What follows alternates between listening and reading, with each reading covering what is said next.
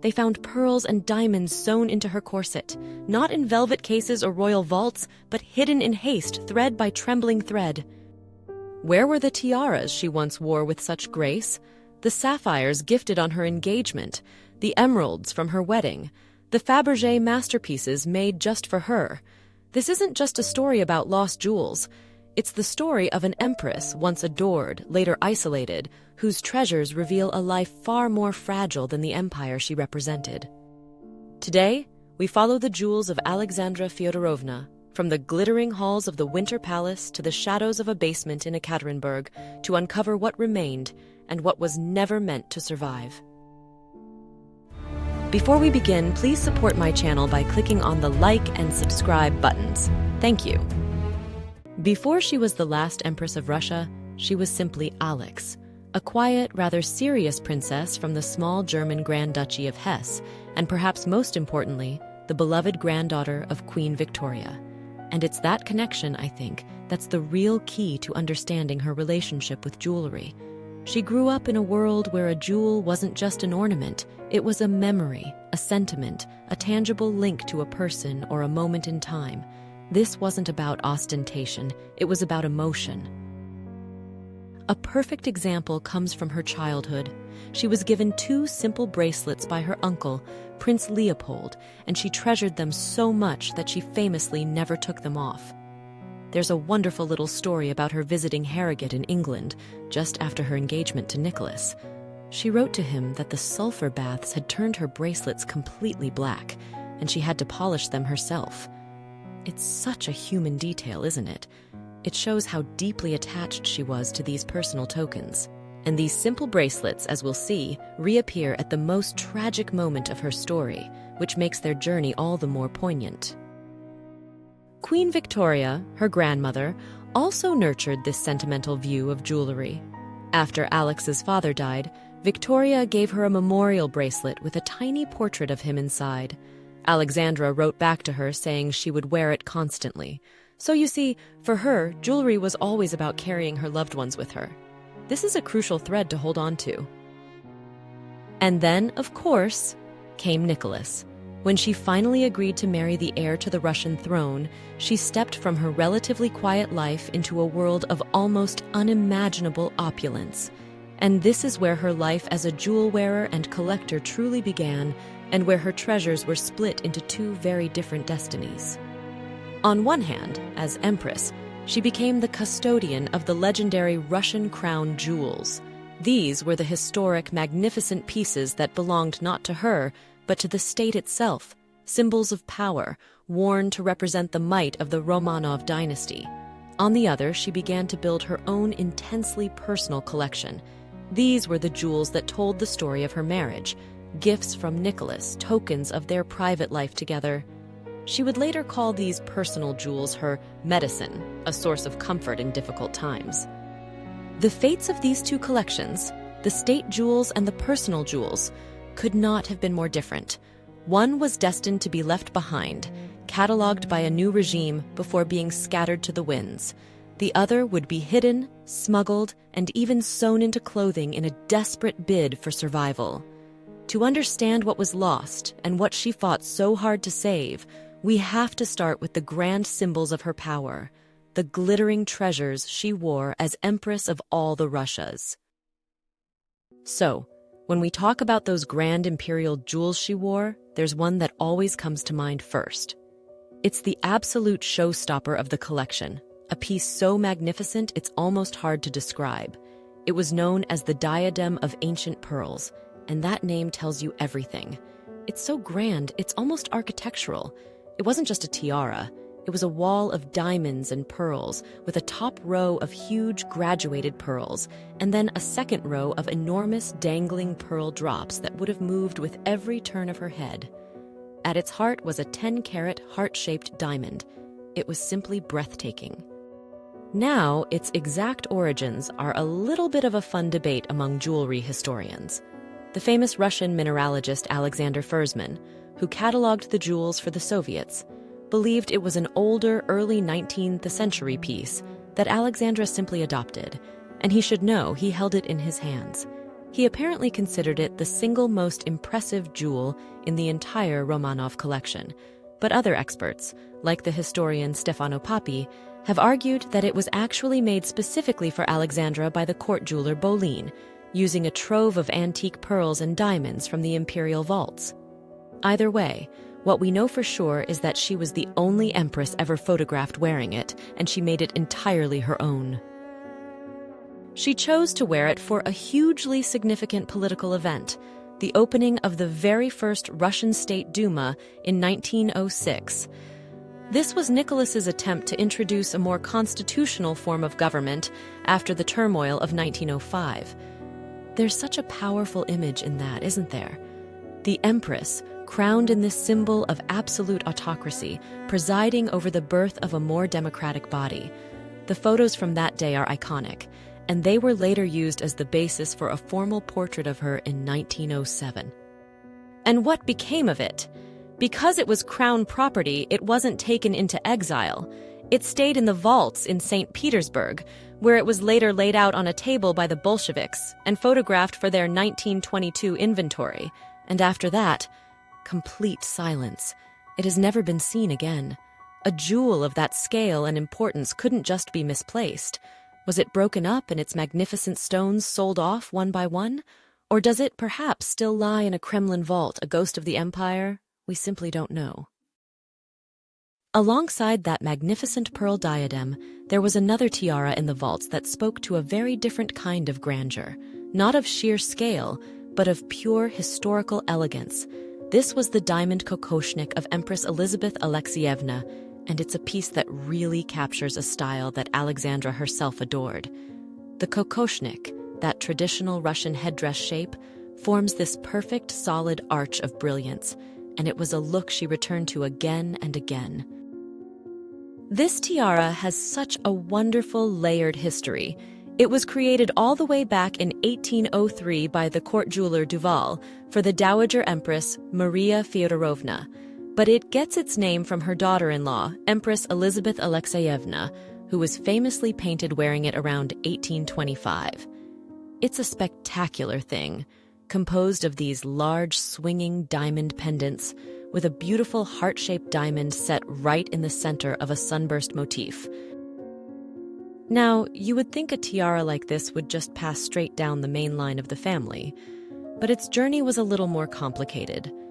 At some point, it seems to have become part of a Grand Duchess's dowry and left the core collection. And what's so fascinating is that in 1908, Tsar Nicholas II actually bought it back from his cousin Duchess Vera of Württemberg to return it to the Imperial treasury. Just a few years later, in 1911, Alexandra wore it for a series of very grand official portraits.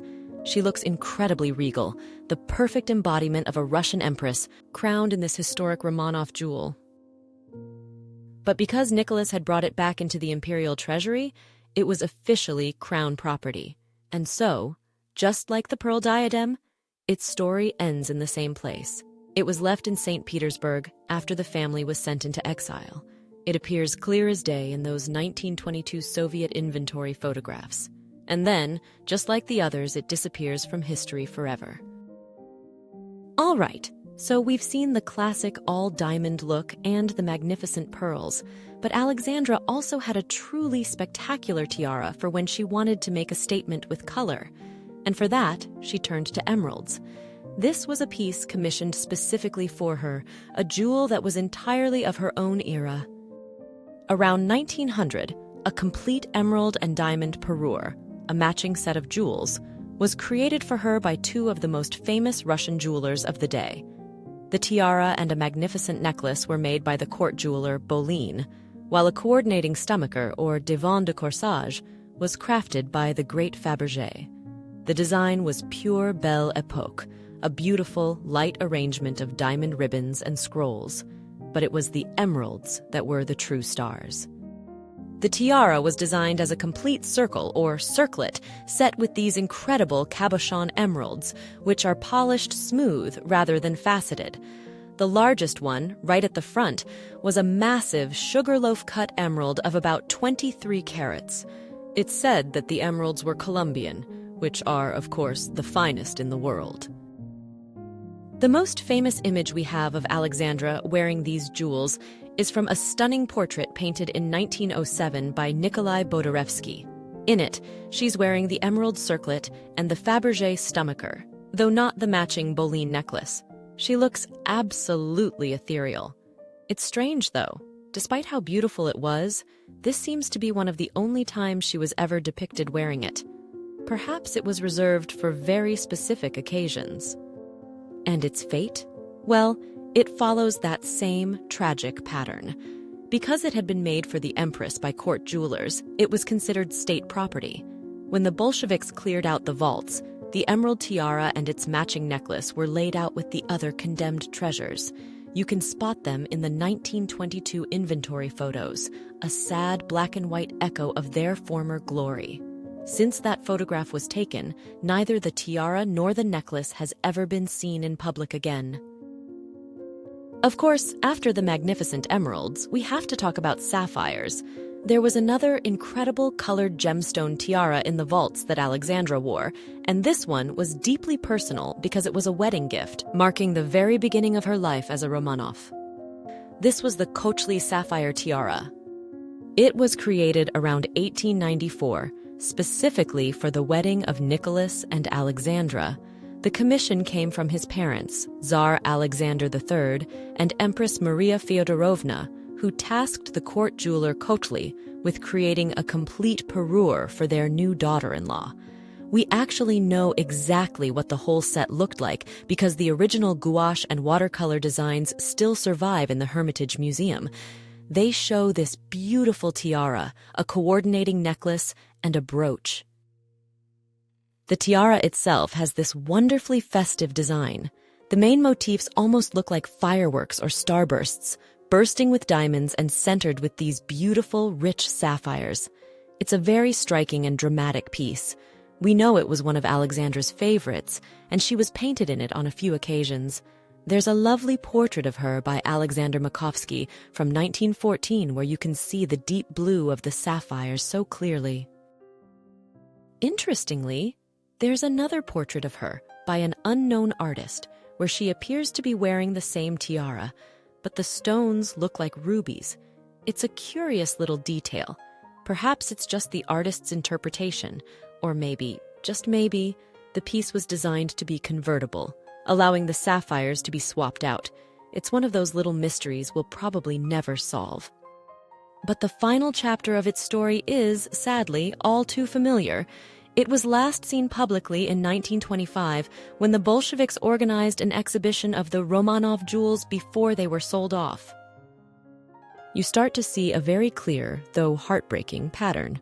The great Imperial tiaras, the state jewels, were left behind and met a very definitive, documented end. It seems quite straightforward.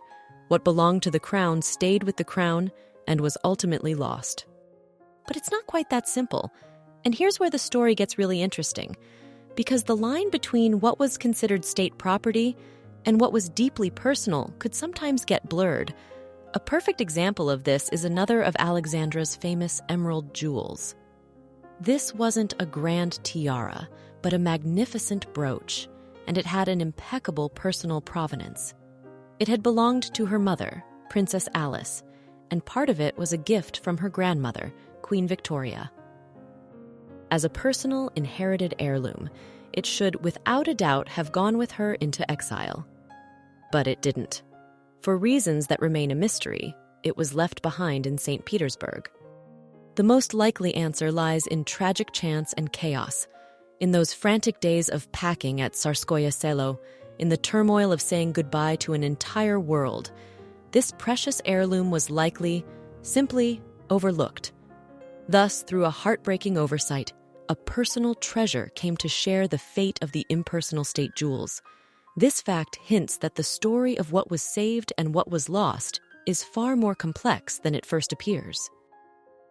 So, while the imperial jewels tell a story of power and its downfall, Alexandra's personal collection tells a much more intimate one. It's the story of a great love affair, chronicled in gemstones. When Nicholas and Alex were finally engaged in 1894, after years of waiting, he began to shower her with gifts that were deeply personal and sentimental. It wasn't about showing off his wealth, it was his way of speaking to her. He gave her a beautiful pink pearl engagement ring and a delicate sapphire and diamond brooch. And when he had to leave her in England that summer to return to Russia, he left her with a farewell gift, a diamond brooch inscribed with the words, "Nikki's goodbye tear." It was all so wonderfully romantic, a world away from the stiff formality of the court.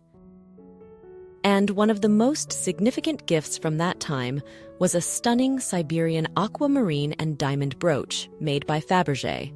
The blue of the stone was meant to symbolize love and faithfulness, a promise of their future together.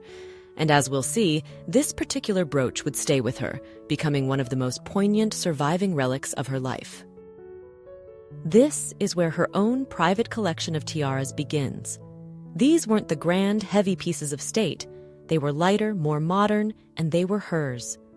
There was the exquisite pearl and diamond tiara made for her by Fabergé in 1898, a gift from Nicholas for their 4th anniversary. And then there was the tiny, delicate pearl coronet from the French jeweler Boucheron. Nicholas had actually bought it for her while visiting her and Queen Victoria at Windsor Castle. These were the tiaras she wore for more private occasions, for portraits, for moments away from the full glare of the court.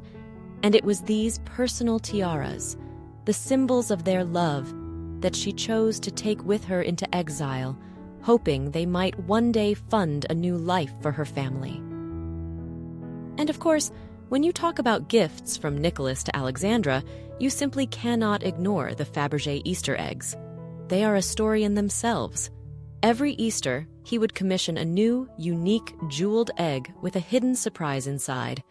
They were the ultimate expression of their private world, filled with personal references and symbols of their life together. The very first one he gave her in 1895 was the rosebud egg. It was covered in translucent red enamel, and inside was a perfect yellow rosebud, which in turn held 2 tiny surprises, a miniature replica of the Imperial crown and a tiny ruby egg pendant. It was a beautiful symbol of their new life. A few years later, in 1899, came the Lilies of the Valley egg, which was also a clock, with a garland of her favorite flowers, pearls and lilies of the valley, and topped with portraits of their 2 eldest daughters.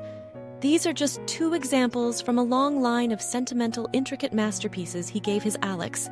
Each one was a love letter in gold and gemstones, a world away from the magnificent but impersonal jewels of the state. So, with these treasured, personal jewels packed away, the family was sent into exile, first to Tobolsk in Siberia. And it was there, as their situation grew more and more desperate, that Alexandra made a fateful decision. She knew she couldn't keep all of her jewels with her. It was simply too dangerous. So, with the help of a few loyal servants and clergy, she orchestrated the hiding of a significant part of her private collection. This wasn't some grand vault. They concealed the jewels in the most mundane of containers, 2 wooden vats and 2 glass jars, and secreted them away in the basement of the governor's house where they were being held. It was a desperate act of hope, a belief that one day they, or someone loyal to them, would be able to return and retrieve this nest egg for a future life. And the treasures hidden in that cache were extraordinary. Among them were her personal tiaras, like the Fabergé pearl tiara.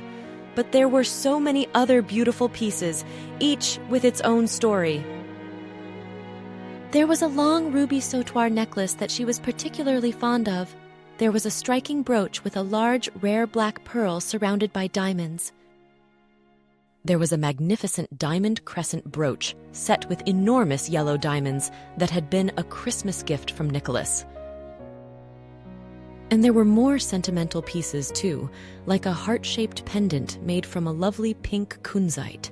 This was the core of her personal collection, the jewels she loved and wore, now entrusted to a secret hiding place in a cold Tobolsk basement. The secret held for years. The family was moved from Tobolsk to their final prison in Ekaterinburg, and the jewels remained hidden. But in a truly remarkable and tragic turn of events, in 1933, the Bolsheviks finally uncovered the location. It's said that the nuns who had helped hide the treasure revealed the hiding place after intense questioning. There are these incredible, haunting photographs of the discovery. You can see the officials laying out the 154 recovered items on a table. That very same Fabergé pearl tiara, the diamond crescent, all these long-lost treasures, seeing the light of day for the first time in years. They were inventoried, valued, and then, on their journey to Moscow, they simply vanished. Every single one of them. Their current location is completely unknown. They were found only to be lost again, this time forever. It's one of the great tantalizing mysteries of the Romanov story. So, if the grand imperial jewels were left to the state, and a vast personal collection was buried in a basement in Tobolsk, the question remains, what was so precious that Alexandra kept it with her, on her person, until the very end? The answer lies in the linings of her and her daughter's clothing. This was their final, desperate hope for survival. The testimony from the Ipatiev house is chilling. The executioners themselves recounted how bullets seemed to ricochet off the bodices of the Grand Duchesses, forcing them to use bayonets. It wasn't until later, when the bodies were being prepared for disposal, that the reason became clear. The corsets and undergarments had been turned into makeshift armor, meticulously sewn with row upon row of diamonds, pearls, sapphires, and rubies. This wasn't just a few hidden trinkets. It was a substantial treasure trove, the family's last portable bank account. And it was here, in the Ipatiev house, that the simple bracelets from her childhood made their final appearance. When Commandant Yurovsky ordered all valuables confiscated, Alexandra recorded what happened next. All the jewels the family were wearing were taken from them. The only items she was left with were the 2 bracelets from her uncle, Prince Leopold, for the simple reason that they could not be removed from her wrist. And so, after all the magnificent tiaras and necklaces were gone, it was these 2 simple tokens from her youth that remained with her until the very end. But these were not the only relics to survive the final moments. When the White Army investigator Nikolai Sokolov later examined the site of the murder and the disposal of the bodies at the Ganina Yama mine, he recovered what little had been left behind in the chaos. Amidst the ashes and debris, he found the last silent witnesses. There was a single pearl earring, just one. It was later identified by the family's tutor as being from a pair that Alexandra loved and wore often, the same ones she paired with her little Boucheron coronet. Think of that for a moment. A single earring, separated from its pair, surviving the fire and chaos. It was eventually passed to Nicholas's sister, Grand Duchess Zinnia, a tiny, heartbreaking relic of her sister-in-law. Sokolov also found an emerald and diamond cross pendant. It was scorched by the fire, but its form was unmistakable. Witnesses confirmed it belonged to the Empress. It had been a gift from her mother-in-law, the Dowager Empress Maria Feodorovna. Sokolov described it in his report as a piece of high-quality artistic craftsmanship, noting that it had undoubtedly been subjected to fire.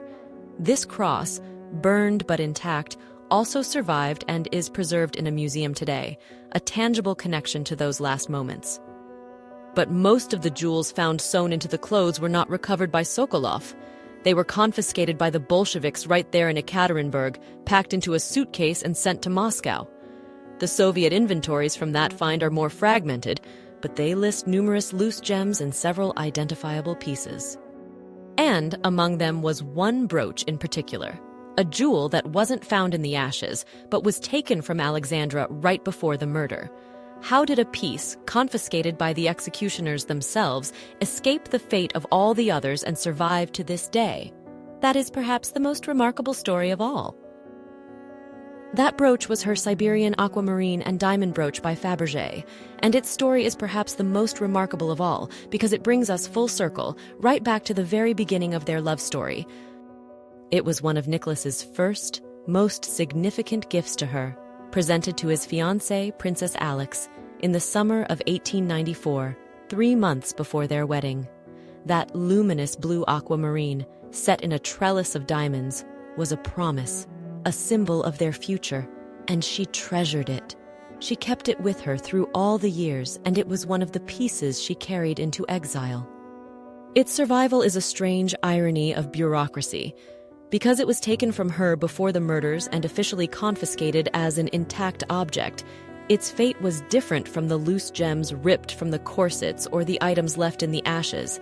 It was documented, packed away with the other valuables seized in Ekaterinburg, and sent to Moscow.